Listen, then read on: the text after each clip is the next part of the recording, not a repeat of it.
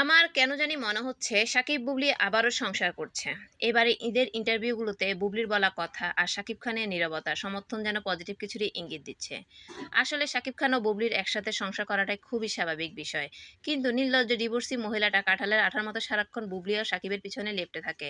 লেপ্টে তাদের মধ্যে দূরত্ব সৃষ্টি করে রাখে সবসময়। শাকিব খান বুবলির সাথে সংসার করবে বলে নির্লজ্জ মহিলাটাকে ডিভোর্স দিয়েছিল।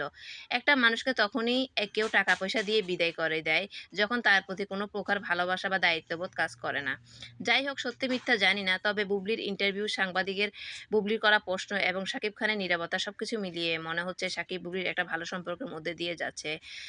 আমি চাই এটার মধ্যে যেন কারো কুনজর না পড়ে। বুবলি যে ইন্টারভিউতে তার শাশুড়ির রান্নার অনেক প্রশংসা করলো, শাকিব খানের প্রশংসা করলো, কথায় বোঝা যায় যে তারা দুজন খুবই ভালো সময় এবং সংসার একসাথে করছেন।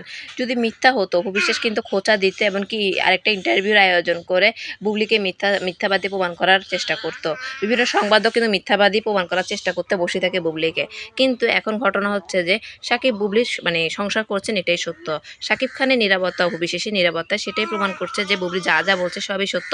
কারণ আমরাও চাই বুবলি এবং শাকিব খান সংসার করুক।